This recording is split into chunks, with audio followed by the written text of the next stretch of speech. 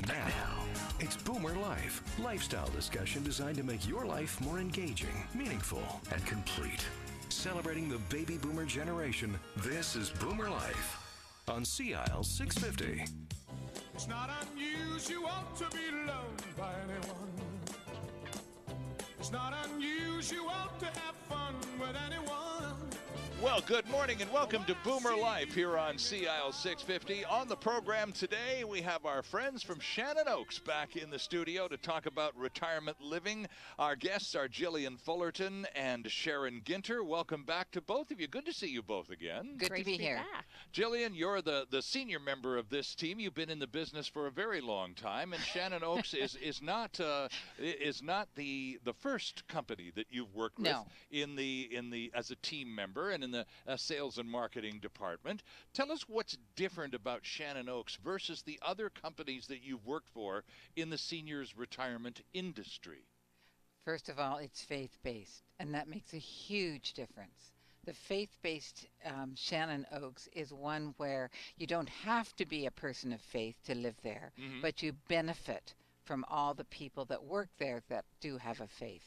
And it's a Christian faith, but you don't have to be Christian. We have Muslim people, we have Jewish people, we have people of no faith, and we have Christian people. But you benefit because our staff and our management is our Christian. And so the caring and compassion, the understanding, the patience, those are all benefits that we should, as Christians, exude to our residents. We should be able to demonstrate our Christian walk with them. So that makes a huge difference, first of all, how we view our residents and how we work with our residents. Secondly, about ShannonOaks, it's a very warm environment. I mean, not just warm in people, but warm environment to look at. It's very at the home-like setting. You come in there, there's a fireplace with welcome home over it. And the spaces are lovely. There's a garden you look out now. It's springtime now, and boy, that's just blossoming. The roses are out and the peonies are out, and in the spring we had cherry blossoms all the way down the courtyard. It was an ocean of pink. I mean, it's lovely. So that's kind of warmth and home-like environment is so good. And I must say, in all the places I've worked in the Vancouver area, I have never seen a place so well maintained. It is absolutely spectacular how well maintained it is. So you notice that right away coming in. Sure do, yeah. You can see that there's not a speck of anything anywhere. They just attend to it right away. And that's a tribute to our maintenance staff, too. Indeed it is. And the warmth, the welcoming warmth of ShannonOaks is something that I've experienced courtesy of our friend Sharon Ginter, who's in studio with us today. Nice to see you again, Great by to the be way. back. And thank you for your patience. Last time I visited the ShannonOaks, Jillian was in a meeting. That's right. And so Sharon was in the same meeting, but spotted me out the door, and I guess I looked kind of mopey. and she took pity on me and came out and said hi. And I said, well, hi, I was in the neighborhood. I thought I'd come by. And she said, would you like to see the place? I said, absolutely. Sharon said, great. I get to duck out of my meeting. That's right. That's right. And you took your time, and we walked all around ShannonOaks and Clarendon Court, and we'll talk about the two distinct places. But what a warm, wonderful environment to work in. Now, we talked about Jillian having been in the business and worked with other companies before working with ShannonOaks. Do you have similar background experiences, or as activities director, is ShannonOaks your first assignment? It was. So I've always had a passion with seniors. So I'd been working in different industries for many years and actually was a stay-at-home mom. So I've got a lot of that life experience. Sure, so yeah. I decided to do a whole career change, and it was almost 9 years ago I started at Baptist Housing and at ShannonOaks. So I started as an activity coordinator for just the ShannonOaks site, and then I moved on to the activity manager to cover both sites, our assisted site and our independent living site. So Now, you mentioned Baptist Housing, and Jillian's already talked about a faith-based organization that runs ShannonOaks. But ShannonOaks Vancouver and ShannonOaks Victoria are only two of how many Baptist housing communities across British Columbia? 16. Okay. 16, yes. And several of them are on the island, too, aren't Yes, they? they are. Yes, we've got a new, the Heights at Mount View is a new residential care place where we have a state-of-the-art dementia suites, which is lovely. They're in little pods, and we've toured it. You've toured it too. Yeah. So Sharon and I've both toured it, and it's just amazing. Now, ShannonOaks, Vancouver is on Waverley Avenue in southeast Vancouver in the Killarney district of our city, very near 49th and what's the light there where the church is on? Elliott. 49th and Elliott. You turn left if you're coming out of the city on 49th Ave, which is one of my favorite back routes out of Vancouver. Oh, it's great. Don't tell anyone. You turn left. That's right. No, shh, nobody else knows. Right. So you turn left on Elliott, you go up a block to Waverley, and there you are right at the front door. ShannonOaks, Victoria is at 2000 Goldsmith Street in Oak Bay. Right across from the shopping center. Right. Yeah, it's lovely. It's lovely. Leo is there, and he will show you around. He's an amazing man. He knows it really well. Need you both to help me with this next little bit of, just for the point of view of clarification.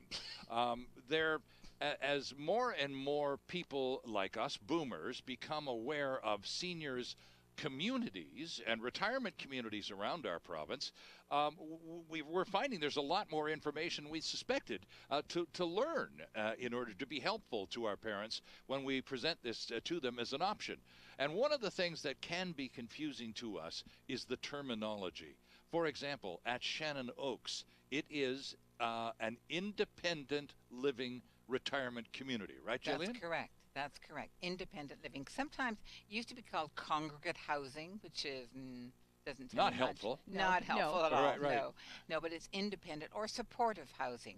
The government sometimes calls it supportive housing. What they mean by that, the supports are there to keep you independent longer. Oh, I So see. the supports are like the good food, the housekeeping, exercise programs that Sharon does, activities that Sharon does to keep you in a healthy state longer. Okay. So it's supportive housing or independent living. But you see, now supportive housing, Sharon, would be confusing to a boomer like me because I would go independent living, and the next category that I'm aware of is assisted living.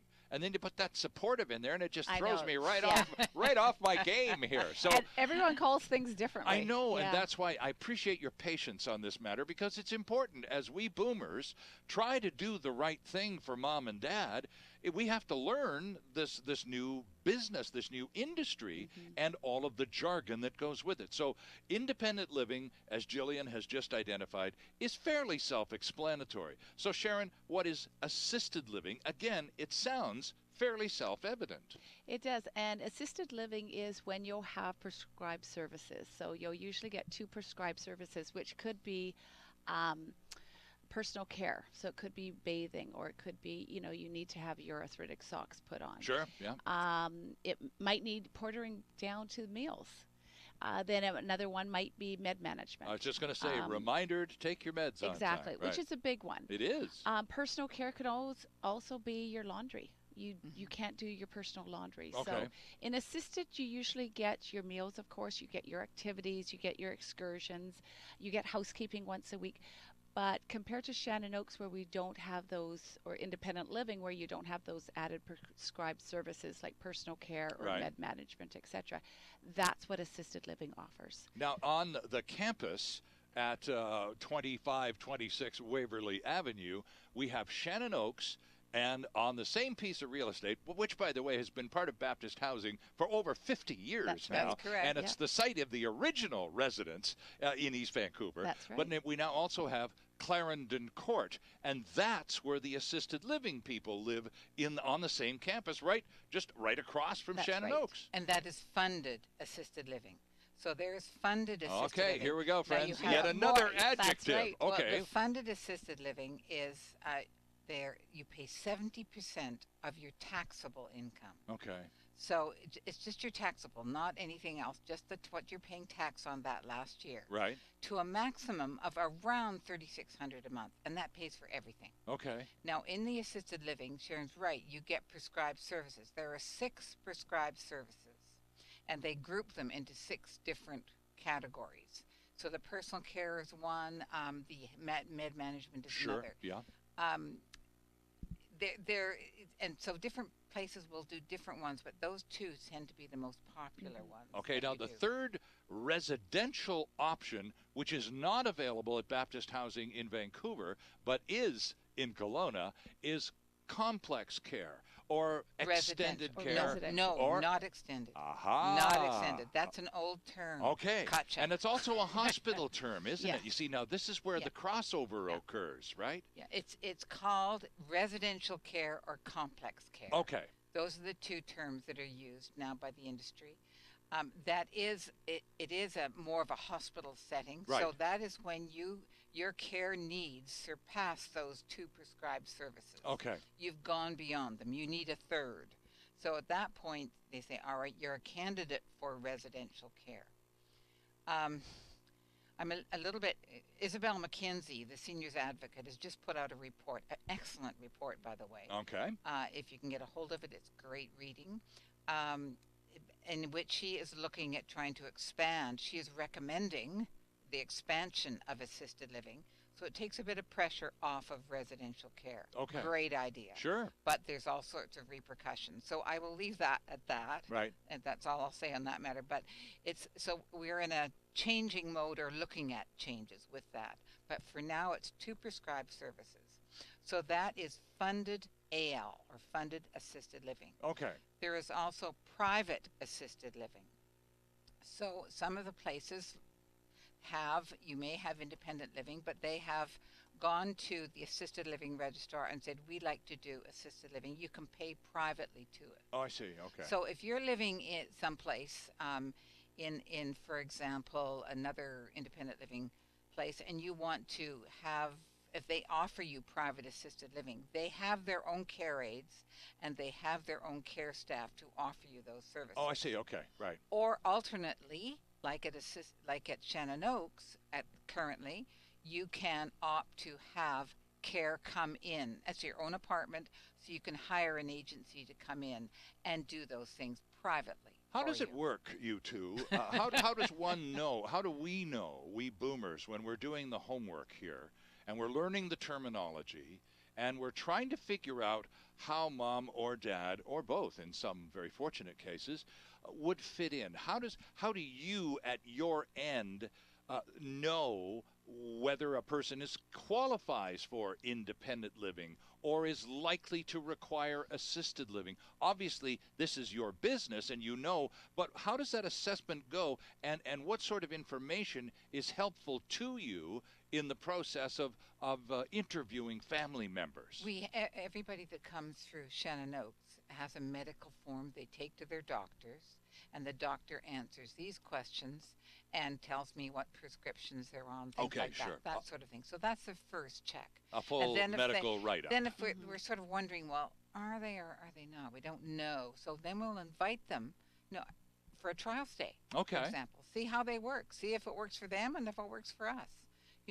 If it doesn't work, if their care needs are beyond, they're going to need some more care, they can get assessed by the local health authority and assessed what stage of AL, assisted living, they are. Okay. They can do private pay too. We would prefer at ShannonOaks at this point that they come in at a healthy stage and not needing care right off. Right. So that benefits our residents that are there now. You don't want to have a person moving in who is looking forward to maybe just being there 6 months because their care aides are care levels are so high, Right. that they won't last. I don't know if I'm being clear or not. No, but it's just. No, I think you are. I Yeah. think I'm understanding. But Sharon, here's the part that must be a lot of fun for you. You get a person whose a medical information and whose assessment indicates kind of a borderline situation. The person is frail, but not necessarily incapable of looking after him or herself, so might work into the independent living program nicely. However, they're pretty frail because, well, they haven't been eating well. They've been living alone and just sort of in isolation for a while. Absolutely. So they come and you get to know them and you watch them come out of their shells, and all of a sudden the walker gets parked. That's right. The frailty just seems to evaporate in some cases, doesn't it? And it does. And we had one move in probably about 4 months ago, and she lived, and she, anyway, she was housebound because of the weather. Right, sure. So she was housebound she didn't get out. She'd been trapped in her house for 4 months. And when she came to see ShannonOaks, her family was excited about it, but even we weren't too sure if she was frail, too frail to be at ShannonOaks. Right. So she came in and she's thriving. Okay. Unbelievable. It's so wonderful. She's involved with everything, and that's exactly what she needed. Right. She needed to go out. But it was that borderline, like, is she ready for this? Exactly. Is it going to be too much for her? Is she going to move in? And then we realized just down the road that she needs more care. So that's where Jillian and Kirsten, our marketing team, are really good about offering the trial stays. Yes. Yeah. Seeing how they could really handle it, and through that, they just do so well. I need to take a break, but the reason this line of questioning about how the assessment process works is because we boomer kids, we sort of fancy ourselves capable of doing this assessment ourselves. You see, well, mom's this way, and she's that age, and weighs this much, and so she must be probably a candidate for independent living, like we know what we're talking about. But they're our parents, and so we see them, and we watch these transformations they go through, and so we're curious as to what a professional assessment would reflect, and in many cases, how close they are to our feelings about what kind of status they're in. And we'll talk a little bit more about, well, the trial stays, among other, a very beneficial program for all parties concerned. That's right. Our friends from ShannonOaks are Jillian Fullerton and Sharon Ginter. It's Boomer Life on CIL 650. Nice to have you with us this morning. Lots more still ahead right after this. Celebrating the baby boomer lifestyle. This is Boomer Life on CIL 650.